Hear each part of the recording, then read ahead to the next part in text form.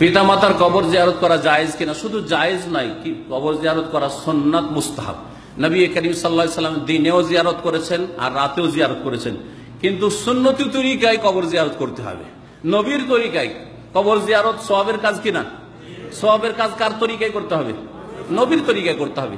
নবী করিম সাল্লাল্লাহু আলাইহি ওয়াসাল্লাম কবর জিয়ারতের জন্য ডেকে হেগে চলো গো তোমরা সবাই মিলে গিয়ে কবর জিয়ারত করেছেন?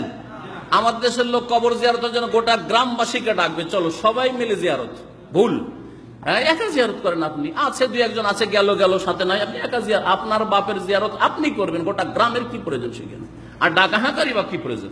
কবর জিয়ারতের জন্য দাওয়াত করা এটা নবীর তরিকা না, ভুল তরিকা। যে কবর জিয়ারতের দাওয়াত খাওয়িয়ে দাও একটু ভাড়া করবো দোয়া করার জন্য, এটা জায়েজ নয়, বিদআত।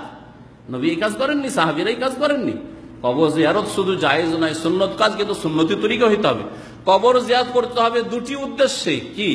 একটা নিজের লাভ, একটা কবরবাসীর লাভ। কবরবাসীর লাভ হচ্ছে তার জন্য দোয়া করব, তাকে তার উপকার করব।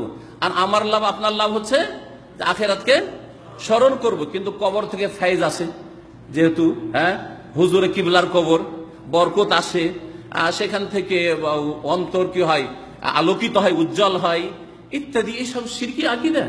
যদি মনে করে সেই কবরে গিয়ে পাওয়া যাবে, তাহলে শিরকি আকীদা, বিদআতি আকীদা। বিভিন্ন রকমের বিদআতি জিয়ারত আছে আর শিরকি জিয়ারত আছে, বড় শিরক আছে, ছোট শিরক আছে। সুতরাং আপনাকে সুন্নতি তরিকায় জিয়ারত করতে হবে, তাহলে সুন্নত হবে। আর বিদআতি তরিকায় জিয়ারত করেন তো বিদআত হবে। আর যদি শিরকি তরিকায় জিয়ারত করেন তো শিরক হবে। মাজার জিয়ারত করছেন যে ওলি থেকে পাবো, তাহলে শিরকি জিয়ারত, হারাম এই যে জিয়ারত। জি, ইসলাম কায়েম ও আল্লাহর জমিনে আল্লাহর